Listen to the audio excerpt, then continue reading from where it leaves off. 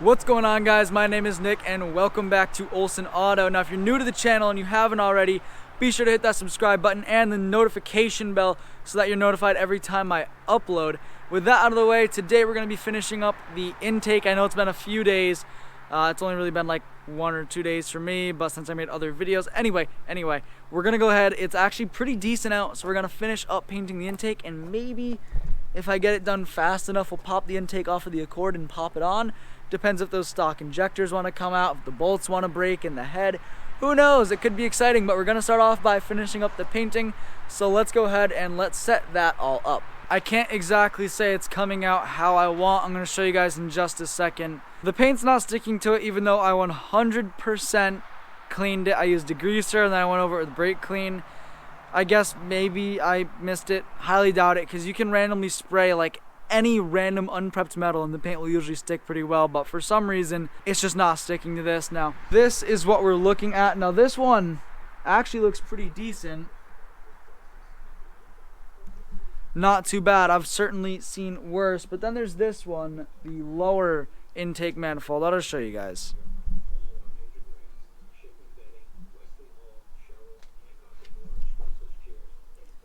The bottom looks like absolute shit. Let me get the flashlight on. I'm sure you guys don't even need. Looks absolutely terrible, and I'm not sure why. Again, it's the bottom, so like it shouldn't matter, but it does. I don't want it to look that terrible the whole time, because like if I know it looks that bad, I'm never gonna be able to drive the car. So I might try going over it again. I mean, I already paid for the paint, so I might as well use it, keep spraying. And then if it doesn't come out good, I'll just strip it back off and get it powder coated. So we'll see. Alright, so I took a huge break from recording to make sure that I could actually get the paint looking good. Took a little bit of correcting and a little bit of finessing using some paint magic, but check this out. This is what we're looking at. As you can see, it's gonna dry to a matte finish, but it ain't looking too bad. Now, it's certainly not perfect. Like I said, it's not looking too bad. I think it's coming out pretty decent. I think I'm gonna slowly start chipping away at taking apart the Accord. I'm actually gonna run up and get a throttle body gasket, make sure that's all set, because that should only be like a $10 part. Make sure I have everything I need. Also gonna double check part numbers real quick online to make sure it's the same gasket for the intake to connect the lower and upper and to connect it to the head. So I'm gonna go check those part numbers, and then I'll probably run out and go get a throttle body gasket. I think that was my last coat of paint. Alright, so the plan has changed to tomorrow. I'll throw the I just shinned myself in the prelude. Tomorrow we're gonna throw the intake on. I just wanna make sure the paint's cured. I don't wanna go wrenching on it, tightening bolts, doing all that stuff, putting in injectors, just to have the paint chip or, you know, peel away or what have you. So I'm going to wait. I'm gonna put the intake on tomorrow. We'll do it in this video, but it's gonna be tomorrow. For now, I'm gonna get the swing arm off of my XL250. I figured while I'm painting, I'll take it in the house while my dad's hunting, clean it up, make it all nice, and then bring it outside, let it heat up inside as well, just so it's nice and warm. Go ahead and lay down some paint, because this one should be done by the time that's all prepped. Bring that inside to let it cure fully, and then I can just set up the swing arm on this. So let's go get the swing arm, let's bring it inside. We're gonna lay down some silver. It's gonna look pretty good. Besides the fact that it is sitting on my kitchen counter, this is the swing arm. Now I've just been sitting here wiping it down with alcohol and a rag, just making sure it's all set. I got a few little areas left to go over, and then hopefully this swing arm will be ready to paint. Gotta heat it up, and then it should be good. Now the reason I'm painting it is because of areas like this, and I could go ahead and get it powder coated, but given that I am just going to be flipping this bike, it doesn't make much sense to spend a ton of extra money on something that really isn't going to help sell the bike. I'm just doing this so that it looks better and so that it slows down any rusting that's happening, or stops it even, because I want the bike to be in good shape. I don't want it to have, you know, rusty frame, rusty swing arm. I want all that to be set, but I don't want to spend $700 getting it powder coated when, again, it's like a 34-year-old bike. People aren't going to be looking for things like that. It is officially the next day. I just showered, got all ready. We're going to go pick up the gas tank for the XL250, which was paint corrected by a friend. We got to move the Accord and the Prelude, so double cold start. Please start, please start, please start, please start.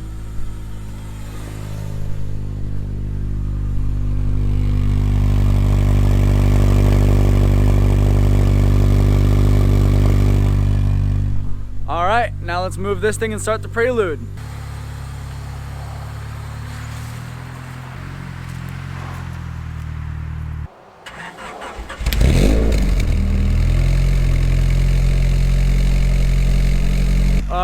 So with the whip warming up, I'm gonna go inside because it's freezing out. Gonna give this like 5 minutes to sit. Then we're gonna head out. We're gonna go to Stop and Shop and use it like an ATM to do cash back. We're gonna go pick up the gas tank. And then the intake manifold is coming off of this thing, my daily. The thing I need to like get back and forth to places. Fun. So a fun little trick for those of you that don't know, when you go into Stop and Shop, you can use cash back. Now you can either go to an ATM and pay a fee, and this is only if you don't have a bank nearby, or if you're in like a desperate need for cash. So if you ever need cash desperately, there's no ATM nearby, go to Stop and Shop and buy a Hot Wheels. They're $1, and then you can do, I believe up to 250 cash back. So obviously I only needed 40 bucks, but I picked up a really cool 2018 Mustang, hint, hint, and Skyline R32. So I'm pretty stoked, you know, got some Hot Wheels, which is cool, and I got the money I needed. Let's go ahead, let's go pick up that tank, and then we're gonna get to ripping the intake out of the Accord. All right, so I have the intake manifold over here. We have the hood popped on the Accord. This is how the intake manifolds came out. I would say that's absolutely stellar. Calling that good, we're gonna go ahead, we're gonna pop off the plastic cover. We're going to take off the throttle body and then the injectors, or upper manifold, and then injectors, and hopefully everything just comes right out. Never goes that easy. Did I just drop one of the throttle body nuts into the car somewhere? Yeah, but we're like on the last nut. The throttle body should actually come off. I got all the brackets off, all the vacuum lines off of the intake. Once I find that nut, I'm gonna go grab the magnet and try and fish around for it. But once I find it, that throttle body should pop right off. I am gonna have to use the sensor that came with the intake. This little one right here, because mine actually broke, and one of like the little tubes that's supposed to go into the intake is no longer part of the sensor. So we're gonna use that one. I checked it, it's broken, but it does plug in, so it should be all set. Yeah, so I had to take off the short ram intake, separate it from the throttle body so I could access one of the throttle body flange bolts. Hopefully the throttle body's loose. Let's take that throttle body off and then try and find that nut, because I kind of need that. Do I have any idea what I'm doing? No, but I'm holding the throttle body, so I figured out how to loosen some of the bolts. So I didn't want to completely remove the throttle body. I wanted to keep all of the throttle cables attached, since it's not a drive-by-wire system like the newer Acuras. However, had to take it off because there's no way I was going to clean that gasket surface in the car. And I figured it could freeze me up some space. I also took off the entire short ram intake, which I realized I think I have to re-tap one of the bung holes, because it seems like it kind of got stripped by someone trying to pull out one of the vacuum line things. Oops. Anywho, the plan right now is to go ahead and pop this the first half of the manifold off. This is what we're looking like in the engine bay. As you can see, no more intake. Throttle body sits like that kinda. So I got a bunch of stuff taken out, and I have barely any idea how to put it back on. I'm gonna make sure this throttle body bolts up to the new manifold as well, but I will catch up when that other half of the manifold is off.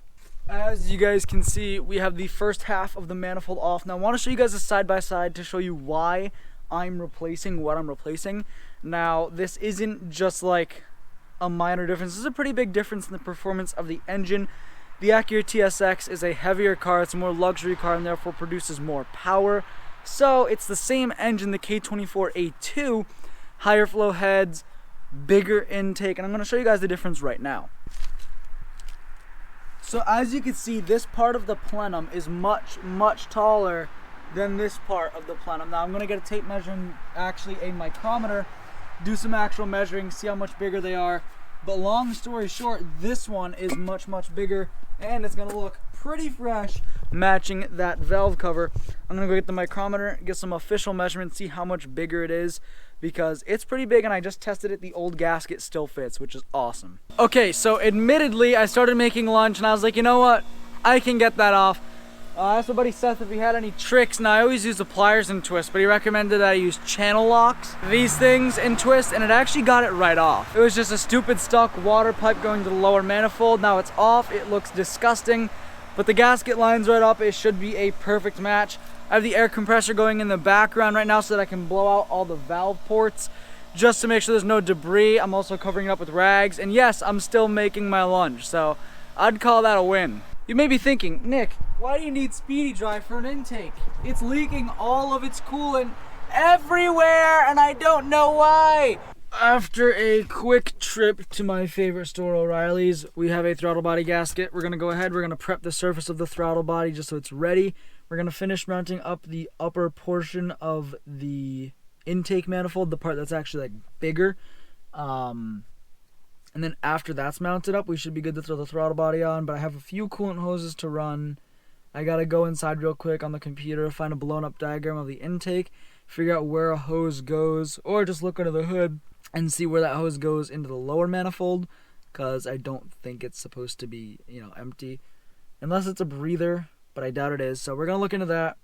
Got to throw that on, and then, yeah. Let's go ahead and mount up that upper portion and figure out where that lower hose goes first. We'll start there. So, I managed somehow, with my limited knowledge, to get all the throttle cables back where they should be. Now I still have to clean off my valve cover now that I look at it. But the throttle body's in place. I have to put a few hose clamps down on some lines to make sure they obviously don't leak. I never figured out where that extra thing went. Could be a problem, could spew coolant everywhere. We'll find out when we go to start it, that's for sure. So right now I have 1, 2, 3 lines that I have to put on and put clamps on. And then the intake, RX-8 intake, and then I don't want to say it. I can't say it. I'd hate to say that I think I'm done, but I checked all the bolts. The manifold is tight, this is tight, MAF is plugged back in. All of these are done. I figured out where that mystery hose went. That was part of the intake. I just didn't turn the thing enough, so that might leak. Honestly, I have my doubts about that, but I can replace that without taking off anything else but that. So I'm not too concerned there. It'd be kind of a pain, but I might just have to throw some Teflon tape on it. I think we're ready to start it. Now, I'm expecting a lot of smoke just because it's fresh paint on an intake. I'm going to hope it doesn't rev too high. I'm gonna have the check engine light, the code reader with me. If it's not throwing any new codes, I'm gonna grab my can of brake clean and go around all the new gasket surfaces, make sure it's not taking in any extra vacuum from anywhere, make sure it's not leaking. And then, yes, I guess we're gonna start it. Let's see if this thing starts. I'm trying to think. I know I'm forgetting something, I just don't know what. Get the code reader out. I know the maintenance required light's on.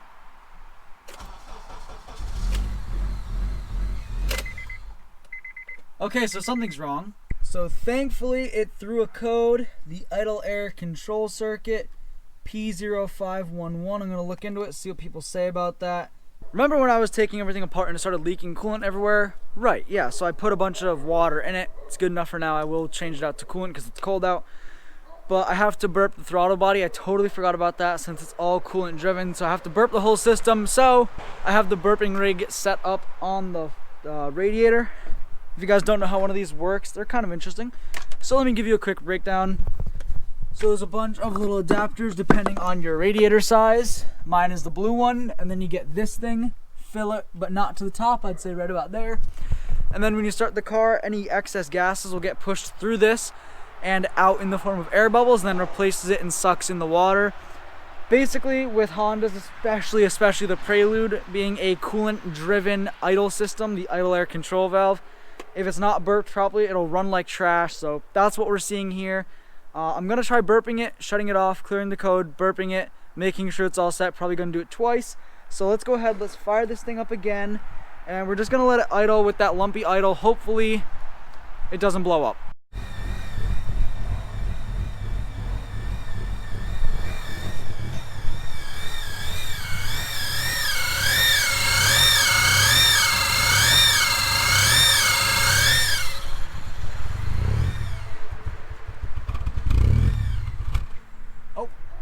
Like that.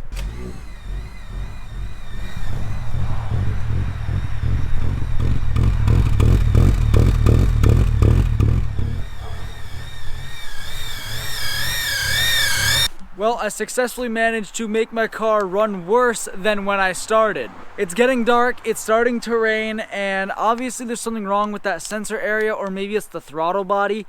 I'm gonna guess it's the throttle body gasket. I might have to take it off, refinish the surface again, try a new gasket. I'm not too sure, but I'm gonna have to end this video here, guys.